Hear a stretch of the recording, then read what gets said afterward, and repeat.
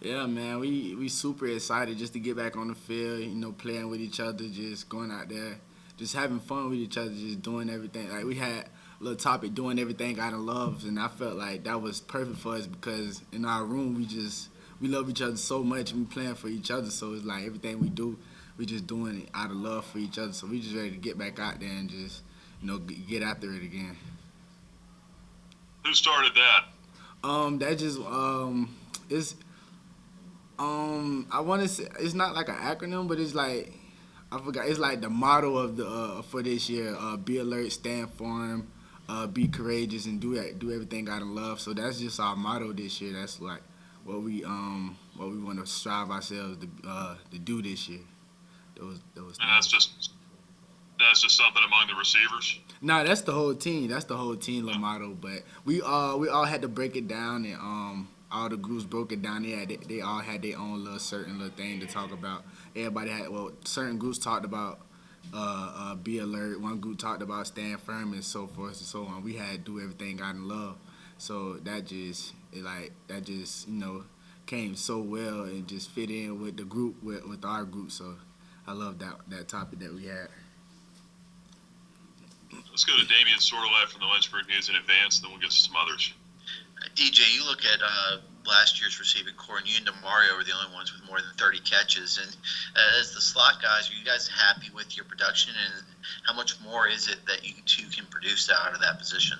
Like I've been saying since I got here, every opportunity that I get is I want to take advantage of it. And I feel like I could since sophomore year, I had like 50, 60 catches, but I also felt like I could do more. And I still feel the same from my junior year to last year to this year. I still feel like I can do more. So those 30 catches between us, like we both know that we can produce way more than that. Even from the outside position, like the outside receivers, those guys, feel like they can put some more out on the field. We just waiting for our opportunity, and whenever our number is called, that's we just ready to go out there and attack it.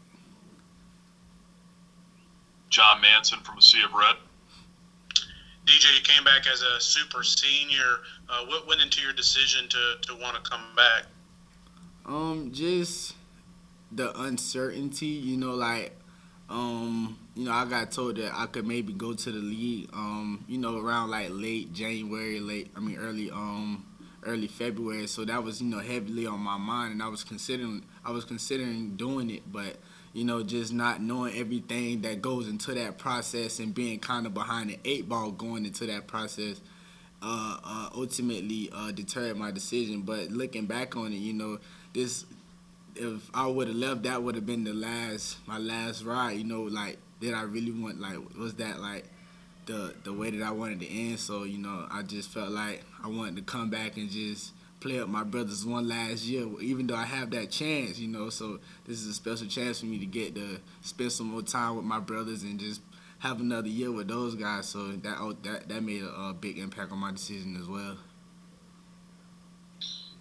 Also, along those lines, I mean, knowing how many guys were coming back this year and knowing what would be expected of this team and what the possibilities are, did that play into your decision as well? Oh yeah, most definitely. Like I didn't really look into it as that. I didn't look into that part as much. It was more so my brothers and that the decision being so late. But other than that, like I always feel like even freshman year, I felt like we was gonna go undefeated and things like that. So I always feel like we're gonna do good. So it's never really that never really come across my mind. But the biggest thing for me is just making sure I'm here for the person next to me, making sure that I'm making the right decisions for my family as well. Because right now I'm breaking generational curses, and even though it's not a big weight on me, it just I feel like it's up to me right now. I done broke something, so now I want to continue that. So I want to make sure I'm making the best decisions all the way through. Let's go to Ed Lane from the Virginia Talk Radio Network. DJ, where are you as a player in terms of knowing Malik Willis's tendencies and what he wants, especially with his ability to extend plays? How has that evolved from when he took over as the starting quarterback at the beginning of last year to where he is now, where obviously we know he's the starter and you've had an offseason to work with him in addition to last year? First off, Ed, I listen to your show a lot. I be trying to put a picture to your face, but now I No, actually see you. I no, listen to your shit. show a lot in the car. Like I love your show sometimes, like all the time. I ain't gonna say sometimes, but it's good to see you. But yeah, when Malik came, we had Buck and things like that. You know, we never really got the. We never really was able to gel, but once he, got back there and started taking the snaps and things like that, he always, even when it could be a little bit better, it goes right. He still feels like he can do better, and that I love that because it just helps.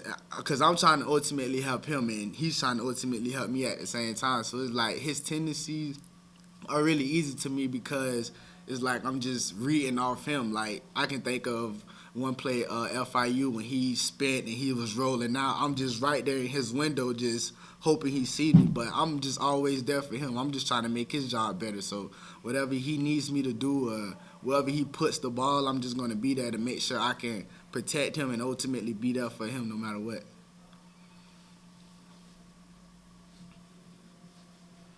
DJ, I want to go back to something you said a minute ago.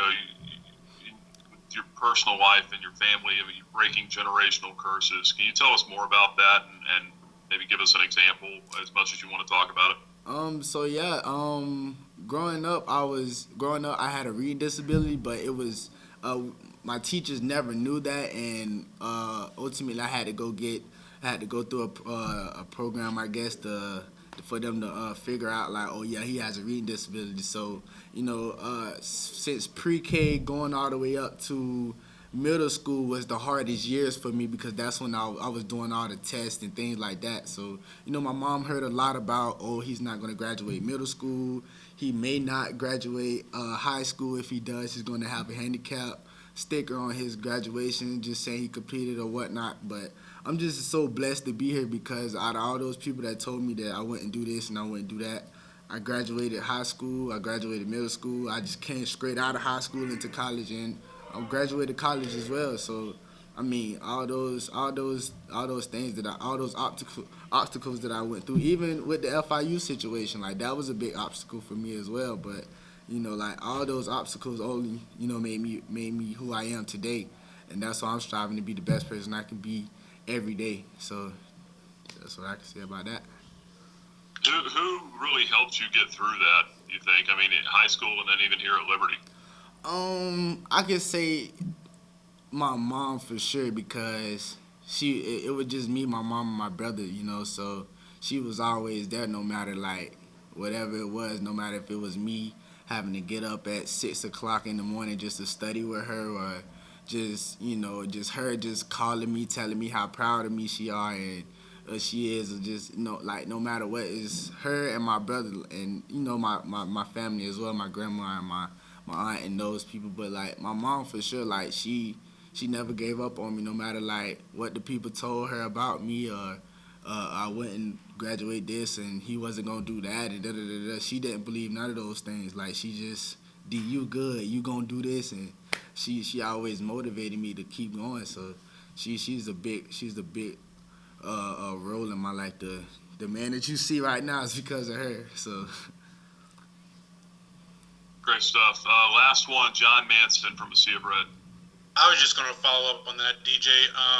Have you have finished your undergrad degree, and yeah. what was your major in, and are you working on a master's now, or what? My major is digital media performance. So ultimately, I want to do what you do, Ed. Either be on the radio or some sort, so have my own TV show. Just being around sports, but also talking about sports, but also bringing people on and just have those guys share their story about how they get here, and also just talk about their sport life as well as their background. But that's a little bit something that I want to do as well. But I also want to have like my own little recreational league where it's like football or basketball. You feel me? I want to give back to the community because the community is what is how I got here, playing Pop Warner, playing AAU, having those coaches develop me into the player I am today. I want to do the same thing and give back. So I mean, I'm not working on a master's right now. I'm not working on it. I'm just working on minors just to help my major out, just to keep me afloat right now.